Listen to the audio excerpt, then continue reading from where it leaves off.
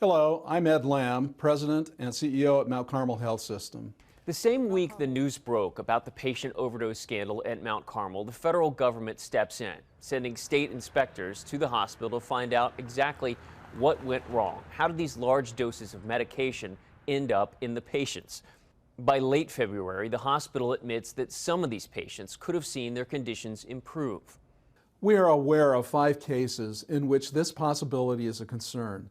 All this time, we had been talking to Mount Carmel employees, some of them telling us key details. None wanted to be identified.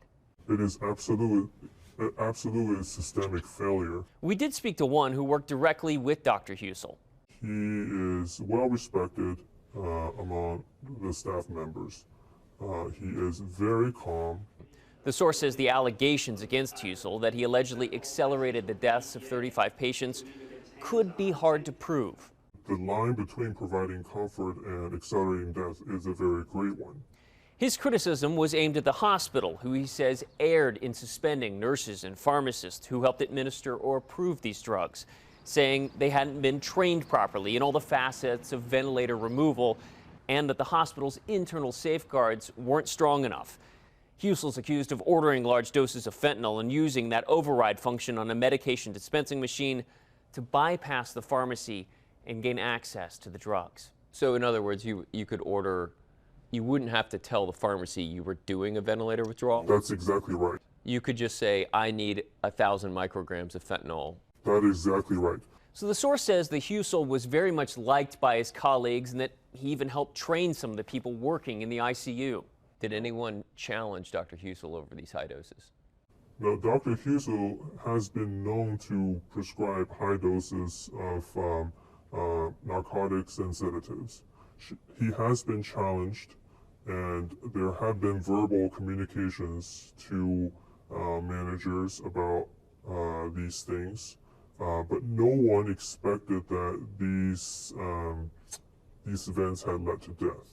Mount Carmel has said it did not learn of concerns about Husel's patient care until October of 2018, when it first began to investigate.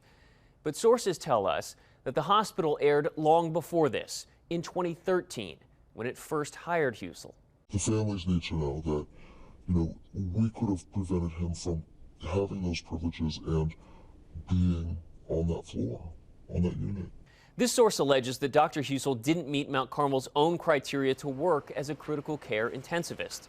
We got a copy of Mount Carmel's application for clinical privileges, and in order to work in the ICU, you have to either be a DO or an MD, have completed a fellowship in critical care, a residency in internal medicine, and be eligible to take and pass the board exam in internal medicine. Husel met just 2 of those 4 requirements. The hospital said they got an outside legal opinion and that according to its own bylaws, Husel's skills were good enough. But our source disagrees. No, I think this is obvious.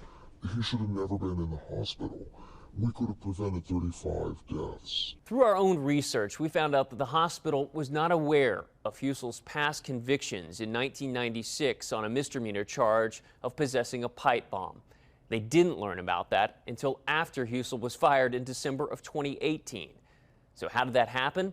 Well, according to our sources, the hospital's background check only went back 10 years, meaning if he was hired in 2013, the background check would only have gone back to 2003 and missed the charges from 96 and the other charges from 94 when he was charged with breaking into cars. The state medical board knew all of this. Husel told them about it when he applied to get his license to practice medicine, but it was information that never reached the hospital. When they did learn about it in the days after his firing, the president of Mount Carmel West, Sean McKibben, and his wife called 911. There's a situation with a physician that lives in Dublin that puts us at risk because my husband is the president of the hospital where he used to practice. And so we are, there's concerns about our security and our safety. Husel never threatened anybody, but a hospital spokeswoman said at the time apprehensions were high. That's why those calls to police were made. Mount Carmel has said it wants to make corrections and that it does not want to have a tragedy like this happen again. So far, those details have only slowly been released through press releases that the hospital puts out or videos that it creates. The hospital, for the most part, has largely avoided direct questions from reporters.